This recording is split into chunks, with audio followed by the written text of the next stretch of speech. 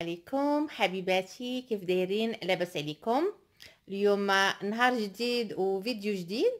بغيت نهضر معكم على واحد الموضوع وعلى واحد المرض اللي الناس الأكثرية تصابوا به وما تعرفوش أو ما تعترفوش به.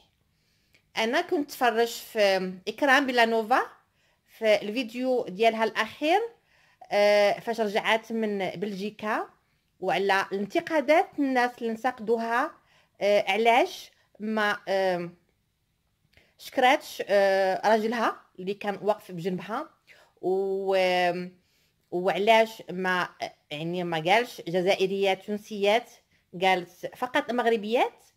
لانه هي خرجت بواحد الفيديو هضرات فيه على بانيك اتاك او الخوف المرضي او الهلع.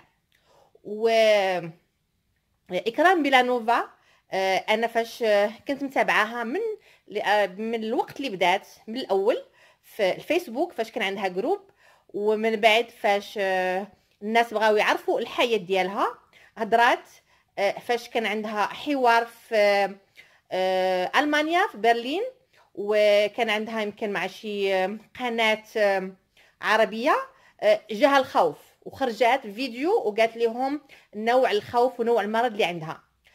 تنعرف انه خصوصا في المغرب وحتى في امريكا انه تنعرف ان المغربيات ما تعرفوش ما هو المرض النفسي وما هو الطبيب النفسي. تيقولوا لك انت حمقى وانت مسطيه، واخا خرجوا خارج المغرب باقين عندهم عقليه متخلفه مع الاسف. انا بغيت فقط نوضح لانه اكرام بيلانوفا فاش تكلمات على المرض ديالها حسيت بها. والنهار الاول فاش مشات لبرلين ودارت حوار قالت المرض ديالها، وكنت تنتظر انها غادي توقع في نفس المشكل اللي وقعت في برلين توقع فيه في بلجيكا. وكنت خايفه انه يوقع لها شي حاجه، ومع الاسف انها كانت شويه يعني خايفه. عاودت كل شيء في الفيديو اشنو وقع ليها. بغيت نهضر معكم على الهلع المرضي او الخوف المرضي، انه مرض تيجي لاكثريه الناس. ما تقوليش انت ما غاديش يجيك او انا ما غاديش يجيني. انا كان عندي علاش حسيت بها مرض نفسي تيوقع عند الناس اللي تعرضوا في حياتهم لموت مفاجئ، لصدمة طلاق، لخوف شديد، لحادثة سير. وتبقى هذا الخوف هذا تيصادف الناس في اي يعني يقدر يجيك عادي وانت دابا تتفرجي فيا، او يقدر يجيك في شي موقع بحال في اكرام بيلانوفا فاش غتبغي تهضر يعني قدام الناس قدام الجمهور توقع لك هذا الخوف هذا. تيجيك غثيان كيف جاها هيايا، تتجيك يعني تقيؤ، تتحسي براسك انك رجليك ما تتحسيش بهم قابطينك بحال اللي باغا تسخفي او طيحي. تيجيك صعوبه في التنفس. الناس تيجيهم ضربات القلب كثيره بزاف. علاش الناس فاش يجيهم هذا المرض هذا اول حاجه تيمشيو عند طبيب القلب تيقولوا يمكن عندي مرض القلب، او تيمشيو عند طبيب ديال المعده لانه تيجيهم تقيؤ، انه تيجيهم مشاكل في الجهاز الهضمي، تيقولوا انه عندنا مشاكل في الجهاز الهضمي. هذا المرض هذا ما تيقتلش، ولكن انه تيقتل نفسيا، لانه تتبقاي ديما خايفه شنو غادي يوقع لك، خايفه من الموت، ما تتبغيش تواجهي الناس، تتكوني منعزله.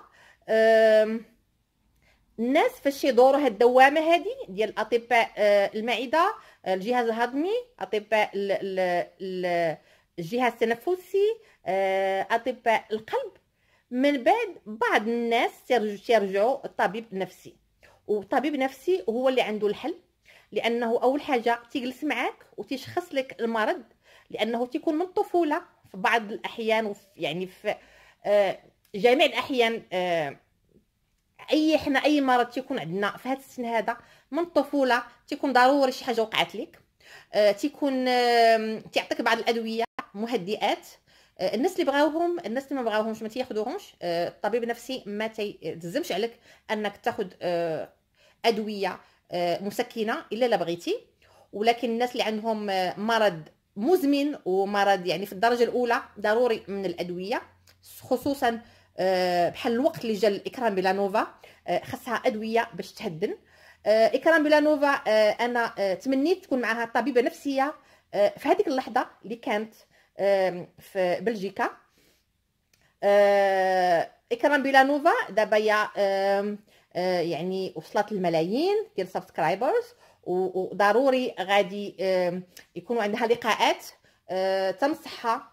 ويمكن هي عندها طبيب نفساني وما باغاش تقول ولا ما عرفتش. خصها طبيب نفساني باش هاد الحاله هذه تهبط من الحده ديالتها، لان الطبيب النفساني طبيب عادي بحاله بحال اي طبيب تيساعدنا في هذه الحياه هذه، وفي هذه الحياه اللي فيها الان الضغوطات النفسيه وفيها بزاف الحوايج. خصنا طبيب نفساني يكون مصاحبنا، وماشي عيب وماشي حرام وماشي حشومه. انا فقط بغيت نتكلم على هذا الموضوع هذا باختصار، ما بغيتش ندخل فيه، ما بغيتش نشرح فيه اكثر، لانه مرض يقدر يصيب اي واحد فينا، ومرض صعيب لانه نكونوا خايفين. خصوصا اكرام بلانوفا جاتها الحاله في النهار اللي عندها لقاء مع الناس، وهذيك الحاله ما غتحيدش منها لانها مستقبل، لانها تفكر في الليل اطلق مع الناس، في الليل غتهضر مع الناس، الكاميرات، التلفازه، ضروري اتوقع عليها هذيك سميتو. تنظن انه اذا كان معك، هي كانت معها صاحبتها، ولكن اذا كان معك طبيب نفساني مصاحبك في هذيك اللحظه غادي يخفف عليك، وغادي يخليك يعني يعطيك طريقه تنفس. طريقه التنفس ستكون باش نرتاحوا. وانا الاطباء تيقولوا انه ديري بلاستيك، يعني خنشه ميكا بلاستيك ديال خنشه ديال بلاستيك ديرها في الفم ديالك تنفسي فيها. هذيك حتى هي تتساعد. ديري جلسات ديال اليوغا. بحال اكرام بلانوفا قالت انا لو قعدت ليا سخفت او طحت قدام الجمهور اشنو غادي يوقع؟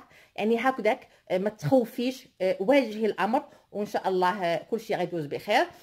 فقط بغيت نلمح لهذا المرض هذا لانه الناس ما عارفينوش، والناس تيمشيو عند اطباء عضويين يعني ديال الجهاز الهضمي وديال القلب وتنساو الطبيب النفساني لانه هو اللي تيساعد. زياده على القران، على الايمان بالله، على شرح الموت، ما هو الموت، فين غادي نمشيو. الايمان بالله تيقوينا بزاف في هذه الازمه هذه.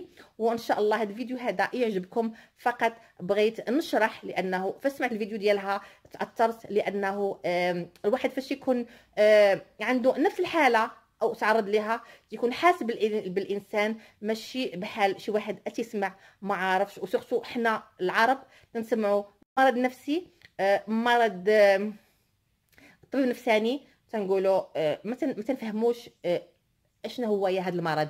لو قالت لكم عندي مرض القلب، لو قالت لكم عندي شي حاجه في المعده غتفهموها، ولكن فاش غتقول لكم عندي خوف مرضي، عندي هلك، عندي الهلع، ما غتفهموش. لهذا انا بغيت نشرح للناس اللي ما فاهمينش اكرام بلانوفا علاش ما تكرهش راجلها، وعلاش ما عرفاش كيفاش تهضر في اللقاء، لانه هذا الخوف هذا غادي يخليها يعني يوقع عليها بزاف الحوايج. نتمنى انها داوي راسها، نتمنى انها هي قويه وانها تتبين لكم القوه في الفيديوهات ديالها تغلب على هذا المرض هذا.